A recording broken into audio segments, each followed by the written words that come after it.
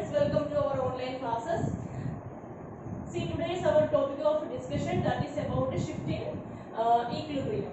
Then this shifting equilibrium, here we are discussing about the multiplier effect of a change in investment.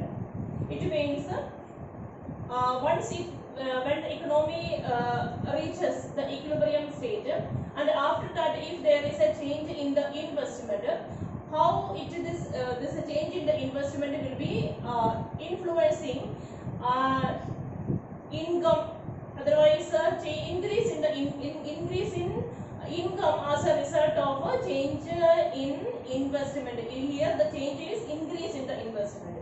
Okay, then students, in the previous class I told you that when aggregate demand is equal to aggregate supply, in that stage the economy reaches equilibrium position, and at that stage AD means that is C plus I, that is equal to aggregate supply. So here we can explain this with the help of a diagram. So students, see in this diagram, this x-axis that is representing income, otherwise GDP, and this y-axis that is representing aggregate supply and aggregate demand. So this is aggregate supply and aggregate demand. This y-axis represents. Then here AD and AS. Now this 45 degree, this line, it is AS, and you studied that there is a 1:1 relationship is there. Otherwise, as the income increases, as the aggregate supply increases, income also increases. That is why it is positively, it is a straight line. Then students, this E, this is AD line. This AD line, AD is equal to C plus I. This is AD is equal to demand, that aggregate demand, that is equal to consumption plus investment.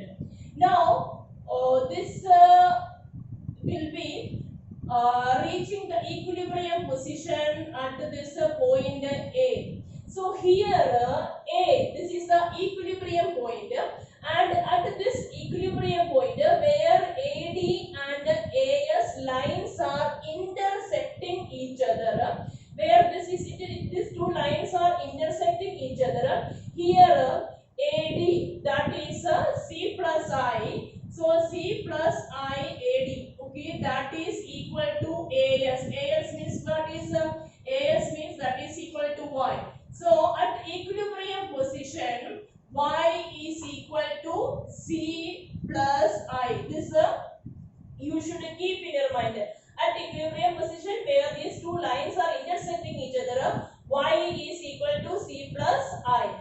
And students, see, imagine that. So right now it is an equilibrium position, but imagine that there is an increase in the investment.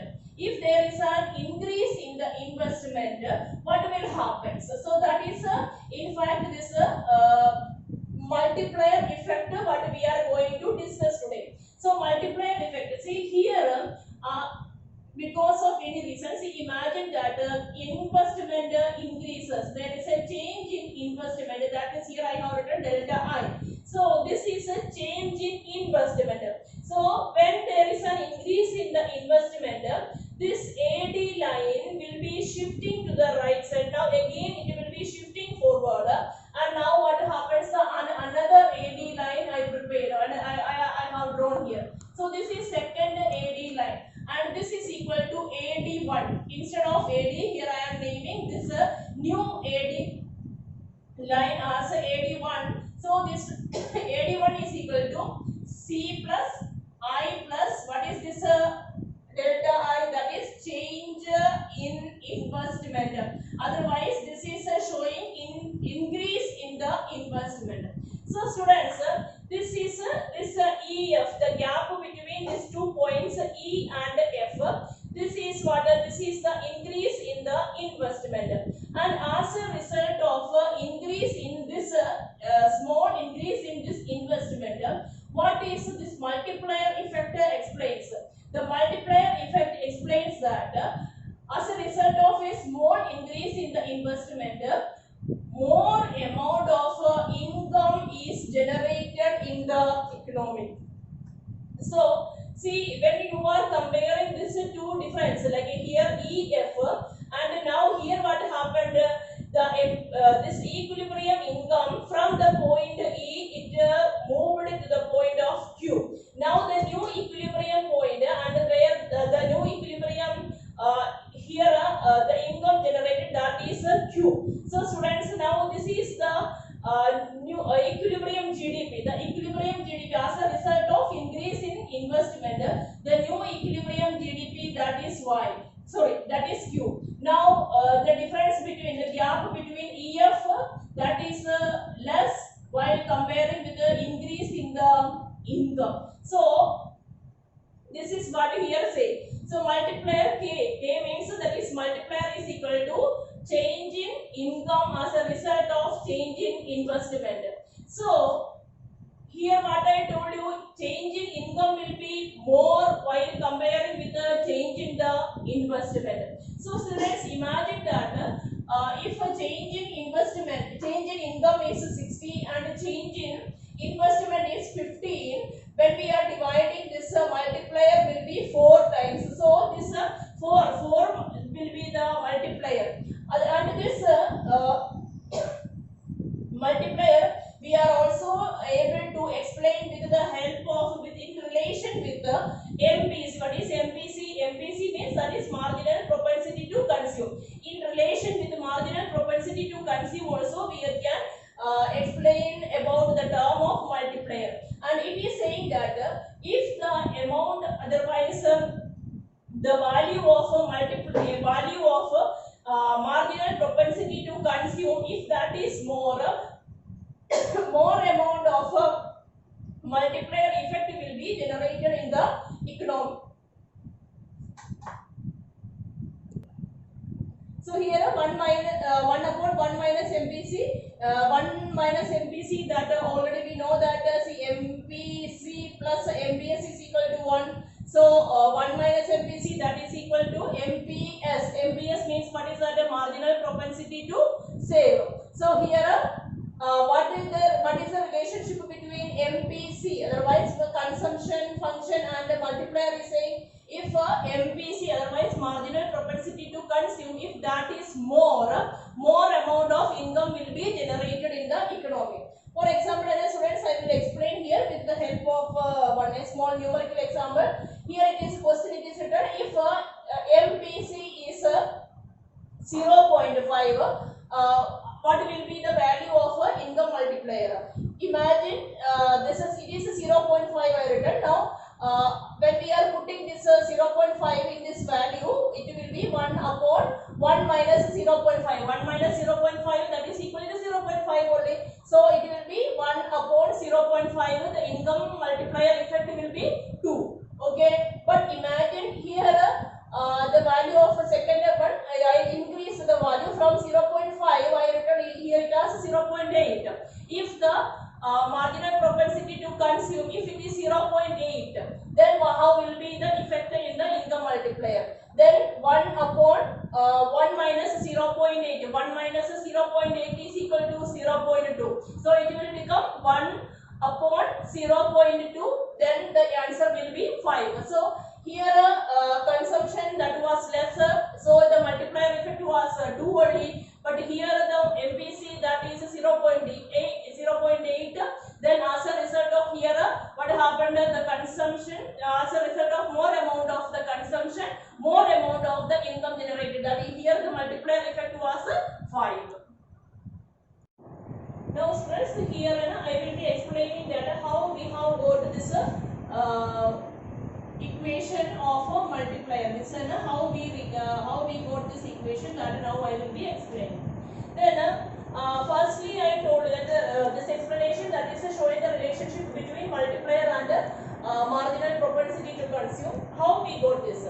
See, first equation today I told you that means multiplier means that is a change in income as a result of a change in investment. When a small amount of investment is taking place, how it is making the effect in the income generation. That is, here I have written this as the first formula.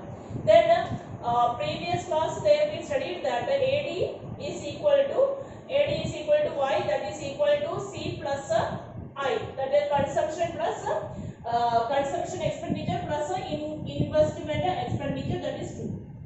Then from this equation 2 we can also write that change in income, that is equal to change in income is equal to change in consumption plus change in investment.